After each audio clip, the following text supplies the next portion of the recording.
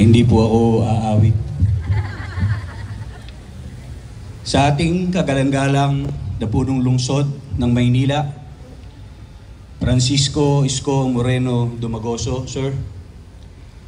Kagalang-galang na pangalawang punong lungsod, Angela Ley Ilagan Atienza, Ma'am. Sa kasalukuyang namumuno ng kagawaran ng turismo, kultura at sining sa lungsod ng Maynila, Binibining Cristal Bagatsing, Ma'am.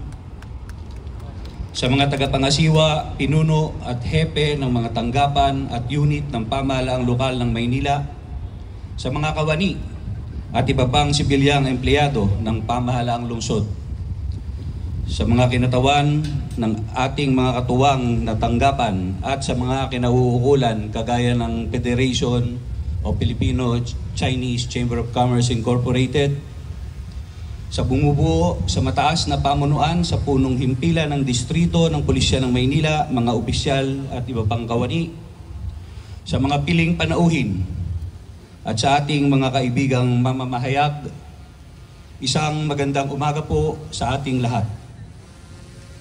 Nais ko pong kunin ang pagkakataon na ito upang ihayag ang taus-pusong pasasalamat mula sa punong himpilan ng distrito ng Pulisya ng Maynila. Sa ating butihing punong lungsod, Sir, maraming salamat po sa pagbibigay ninyo ng suporta sa buong kapulisan sa distrito ng Maynila.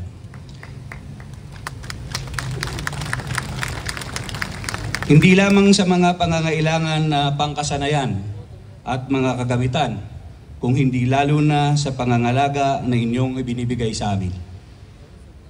Mapalad ang kapulisan ng lungsod ng Maynila sapagkat dito matatagpuan ang isang punong lungsod na nakahandang kumalinga at nakahandang magbigay ng suporta ng walang alinlangan, ng walang pinipiling oras, anuman ang panahon, umulan, umaraw man o bumagyo.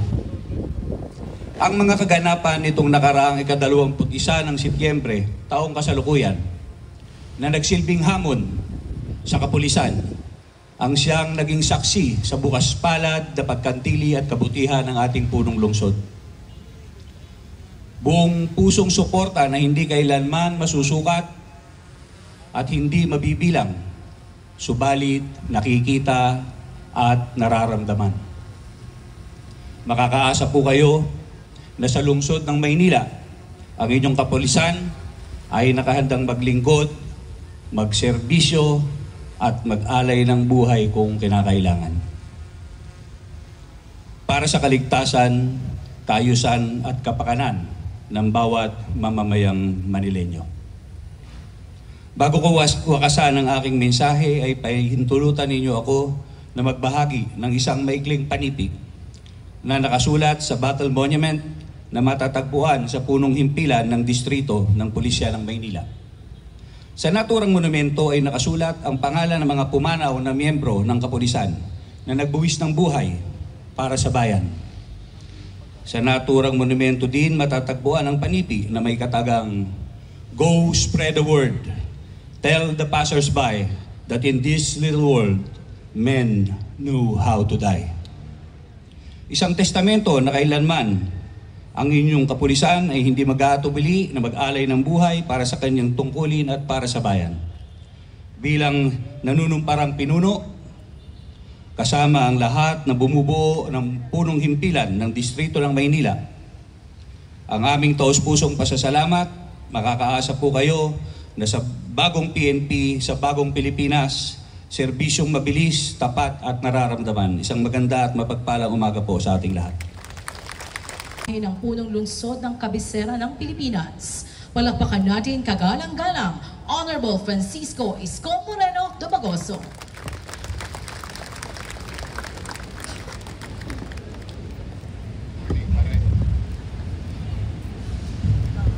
Thank you.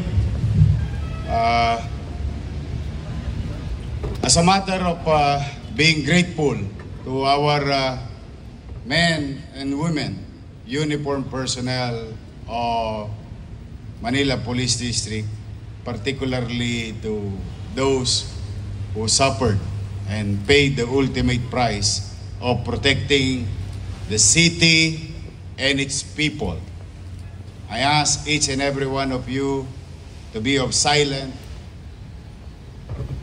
and offer a little prayer, or a prayer for our police in the city who did their job well.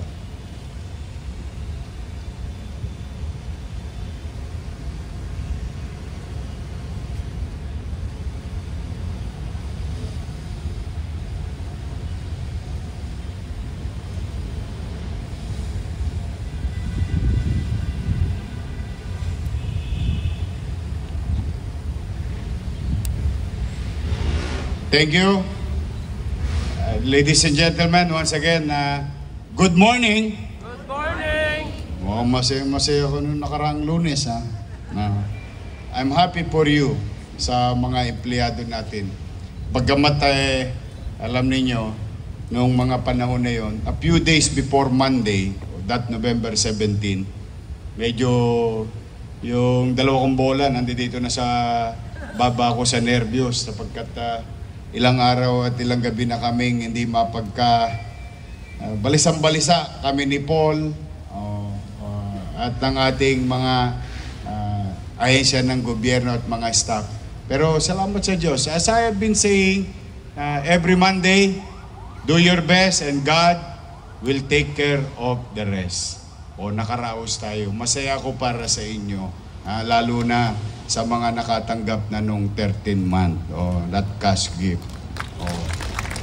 Tapos nawalan tayo ng hindi naman nawalan, naibigay natin yung 317 million, decide na naman.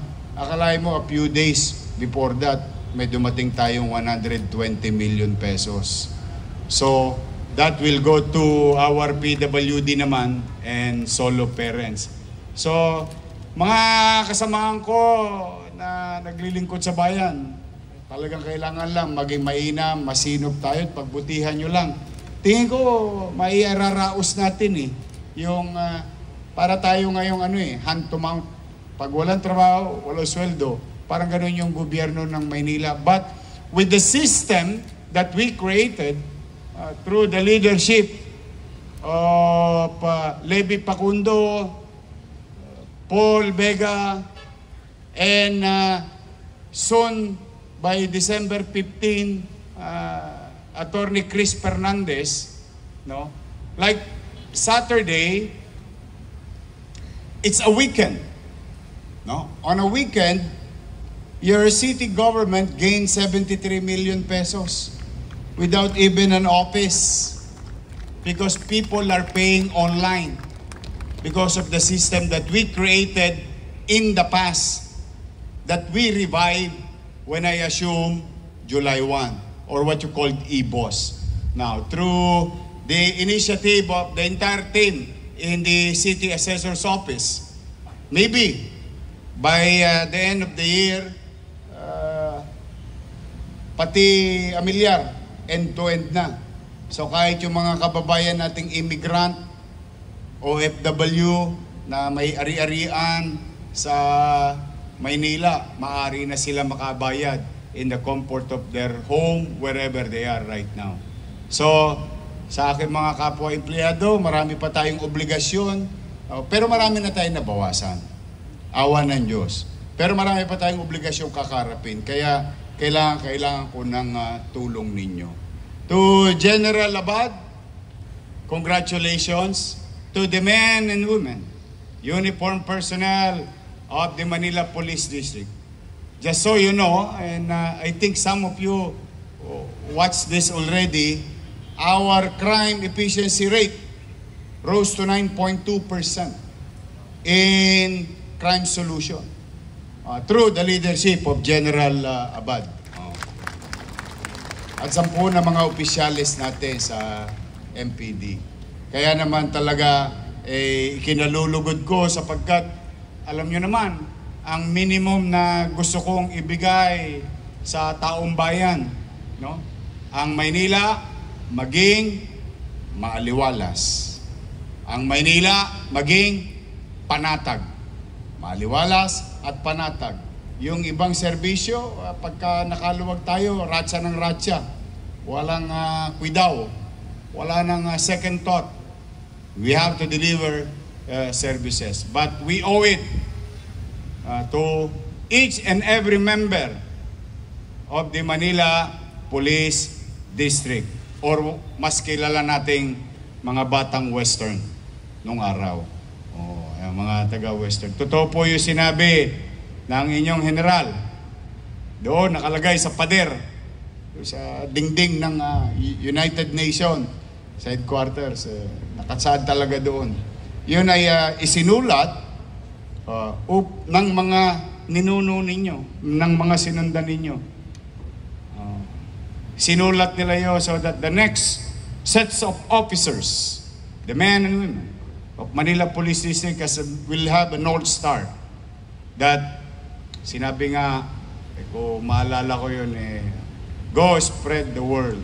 Tell the passers-by that in this little world, men knew how to die. That is the epitome, or yung tindig, yung dibdib, yung balbon sa dibdib ng mga Police Maynila na tinutularan sa buong bansa. Kami dito sa Maynila, ang lespo namin, sumasalo ng tingga.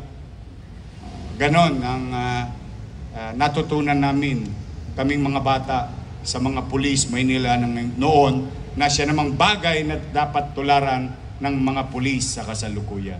That we, in the public service, sometimes we have to pay the price.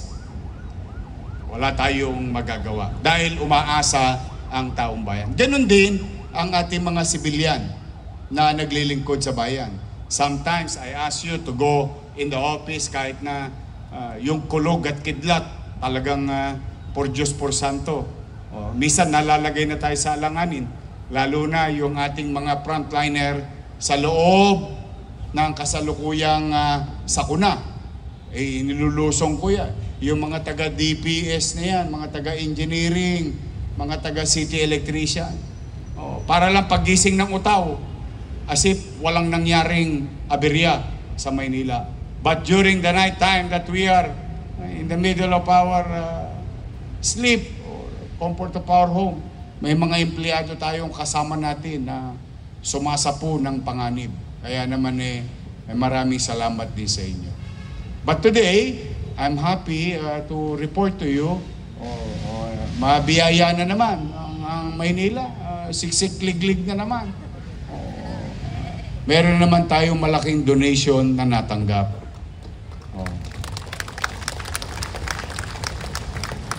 4 days ago, nakatanggap tayo ng 28 million pesos worth of goods from La Pilipina Uygongco. 850,000 corn beef ang ibinigay sa atin na delata. No? Na iniisip na namin kung paano bibigyan. Kasi on top of that, nairaos na ni Telma. Nairaos na.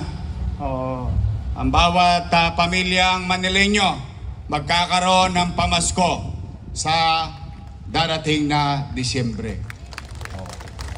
Dumating na rin yung regalo ko sa mga senior citizen. I love you. Yung mga lolo't lola ko. Lahat ng sinimulan natin noong 2019, bagamat talagang tukod na tukod tayo, na gagawa naman ng paraan. So at least we can honestly say in Manila, kahit papaano, kahit mahirap sa dilang mahirap, masasabi niya ay may mapaghahari mo ng kami sa araw ng Pasko dahil lungsod ng Maynila. And today, another blessing. Sana talagang patuloy silang mabasa ng ulan. Andito kasama natin muli sa ating harapan ang ating kapitbahay sa kabilang ilog, no? Sa Chinatown. Ang organisasyong laging tumutulong sa atin, ang FFCCCII. The federation, mas kilalang federation. Mas mas komportable ang utaw na hindi, yan yung federation. Nandito ang kanilang president, Mr. Victor Lim. Immediate past president, Dr. Cecilio Pedro. Honorary president, si Tanching, taga-Tondo rin to.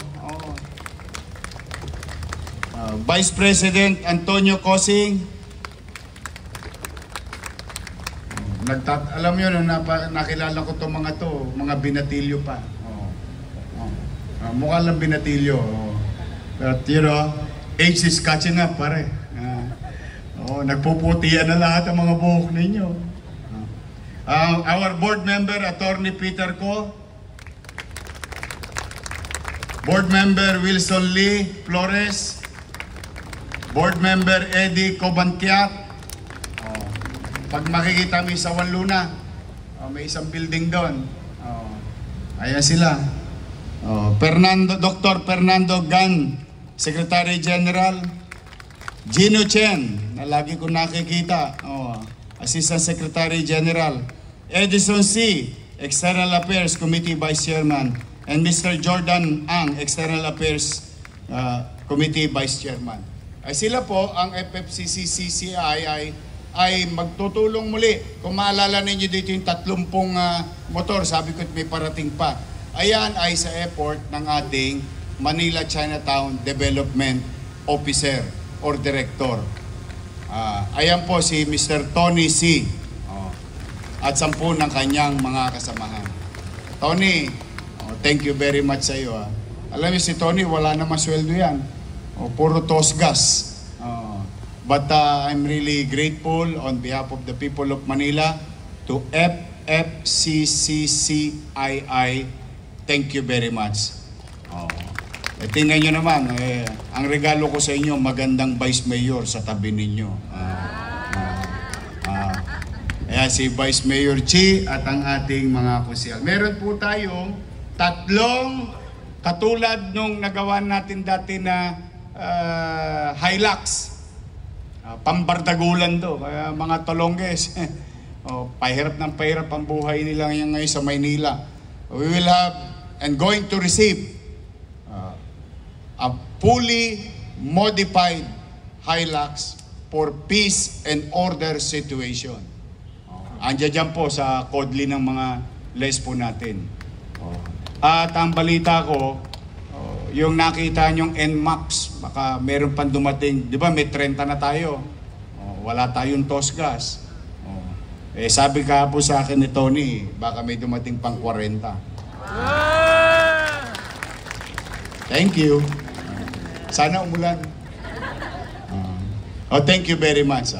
Thank you very much, Victor. At talagang masaya-masaya. Pumanatag kayo, kami ni Vice Mayor at 10 na mga konsyal ninyo sa lungsod, pipilitin namin mag-inam. Maging episyente at masinop sa mga kakayanan ng ating lungsod pagdating sa gastusan. Maraming salamat. Palakpakan po natin. And I'm proud to inform also the city employee that we have a new member in the Sangguniang Panglungsod. The newly elected, out of 896, he garnered 844 votes from the Liga ng mga Barangay, Kusihal Erica Platon. Kasama ang kanyang mga board member and opisyales sa Liga ng Barangay. Ngayon lang ako nakakita ng botong ganun. 896, 844 ang nakuha niyang boto. Congratulations. At natutuwa naman ako dahil pagkaupo nila, yung malaking problema at suliranin ng mga barangayan, about almost 400 plus barangays was a problem. Naresolba kagad ng ating bagong Liga President na si Erica Platon. Si Yan. I'm happy for you, to your organization. At nais ko lamang pasalamatan, wala po kayo noon, pero gusto ko na rin ipaalam sa inyo alam nyo, ang Maynila, sumali sa Batang Pinoy. Yung competition, mga atleta. No? Last year, 2024, tayo po ay nagkaroon ng gold medal. May isa po tayong gold medal. One gold medal. And we rank number 84. City of Manila. Rank number 84. Sa dulo ng walang hanggan. Malapit na. But through the initiative and leadership of Director Dale Evangelista, we participated again 2025 this year. From one gold medal, 40 plus gold medal ang nakuha ng lungsod ng Maynila. From rank number 84, we are now number 5.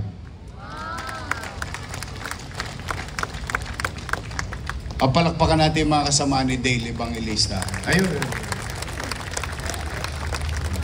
Ang Diyos, magtutuloy-tuloy tayo. So, again, ito ang inyong lingkod.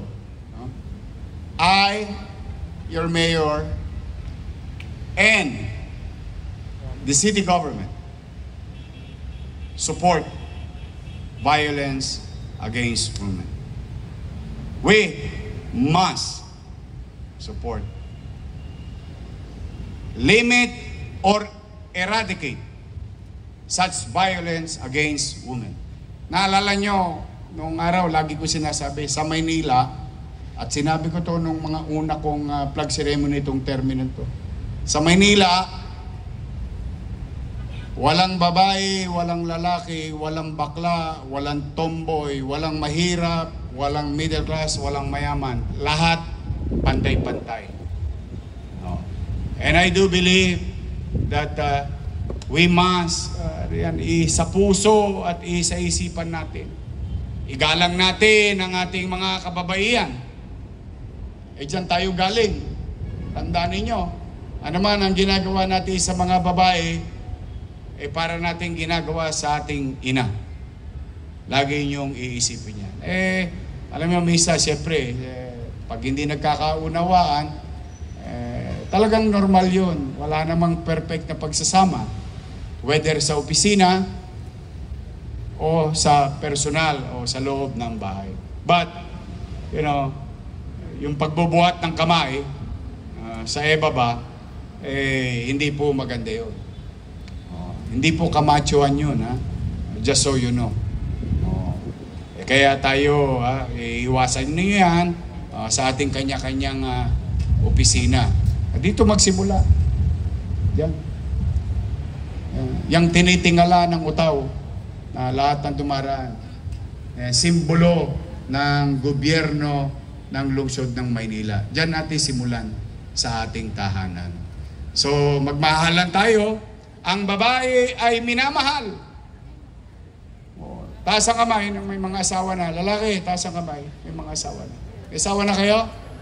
Minahal nyo ba yung inyong asawa? Oo. Pang walang iya kayo, pang nanliligaw kayo. Kulang sungkitin nyo ang buwan at bituin. Lahat ipinangangako nyo langit. Akalain ninyo, dinala nyo sa impyerno yung buhay ng babae. Hindi. We must continue to be understanding. We must continue to respect their rights. Mapababae, mapalalaki, equal rights. We are all human being. And that, kailangan sa araw-araw ng pamumuhay natin. Ang paggalang sa kapwa, at lalong-lalo na paggalang sa ating mga kababaihan. And I think the Vice Mayor showed the council on how to protect the lady members in the Sangguniang. So, kaya po sa inyo, tuloy-tuloy lamang po tayo. May awa ang Diyos. Nararamdaman nyo na ba ang Pasko? Pasko na ba? Marami na kayo shopping list, ano? Marami na kayong nasa, ano yun sa internet? Yung cart. Naka-add to cart na ba kayo? Malamang.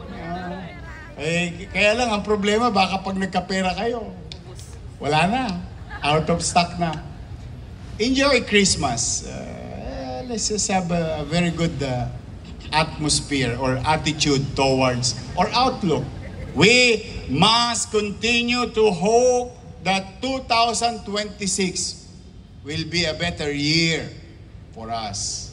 Better year for each and every one of us. For the city of Manila, for the country and the world. There must be peace and there must be certainty in government, rules, and so on and so forth. Kaya naman sa inyong lahat, huwag kayong mawawalan ng pag-asa. Ako po talaga, pinipilit kong gawan ng pamamaraan ang lahat. Alam ko umaasa rin kayo at ang ating mga kababayan na sa lungsod. So, I would like to, I would like to recognize, palakpakan natin yung ating mga estudyante sa PCCR. Nandiyan dyan. Oo. At saka yung ating, meron champion dito Teka, ayun. Sana ba yun? Ayun Grandmaster Rogelio Joey Antonio Jr. from Santa Mesa, Manila. Halika nga rito saglit. Pakita mo yung bigat ng leeg mo. Ang bigat na ng leeg mo ito, nakukuba na. Winalop lahat ang medalye.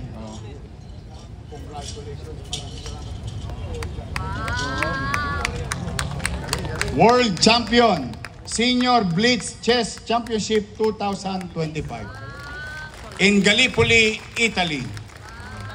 Italy, I trust and love you.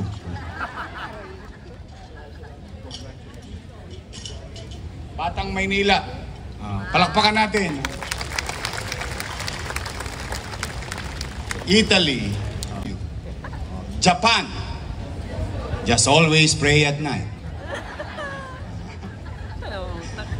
General Sukat. Buhay ka pa pala. Retired na yan si General Sukat, but he volunteered to the city government. Palakpakan natin si General Sukat. Hindi madali yung ginagawa niya na pagdidisiplina at pagsasaayos. Mahirap yun. Lalo na nakasanayan ng ilang individual ang kadugyutan. But we're very proud of you, General Sukat. Palakpakan natin si General Sukat. So PCCR, mga future police natin, thank you for coming to the National Agency. Malapit na yung ating paseo nga pala, baka lang may magtanong sa inyo. Ito yung pinagpasyahan ko na nakaraang linggo pa. Pasensya na kayo wala akong ilalagay na parol sa buong Maynila. Pagpasensyahan nyo na ako. Kasi that would cost us 14 million pesos. Ayaw ko na makapamuhay ng marangya, tapos magdadahilan ako sa inyo na, pasensya na kayo. Ayaw ko naman. Pagpasensya nyo na ako. Pero hindi ibig sabihin walang parol, walang Pasko. Dito na lamang tayo. Bubuksan na yan, malapit na. Dito na lang tayo paramdam sa sentro ng lungsod. Na kahit pa paano ay Pasko. Basta ang importante sa Pasko, nandiyan ang pamilya natin. Malusog tayo. Nakaraos tayo. May mapaghaharimunan tayo. At meron tayong kapanatagan sa pamumuhay. Tingin ko yun ang diwa ng Pasko sa bawat pamilya. Sa kapwa, ang Pasko ay pagbibigayan. Pagmamahalan. Huwag niyong mamahalin yung office mate ninyo. May boyfriend na yan. Pagmamahalan sa kapwa. So, mga kasamahan kong empleyado, see you soon. Another week, challenging week for us. Nawa, ang panalangin ko ang bawat isa sa inyo ay maging malusog at malakas. Gabayan nawa kayo ng Diyos. At ulit-ulitin ko, I hope you don't mind me asking this. I cannot do it alone. I need your help. Let's be of service to our people. And I think, in the beginning, yun ang inyong nasa puso't isipan nung sumapi kayo sa pamahalang lungsod ng Maynila. Let's bring back that thoughts, that your idea of being service to others. Muli, maraming salamat. Good luck at pagpalain nawa kayo ng Pong May Kapal. Manila! God first! God first. Thank you.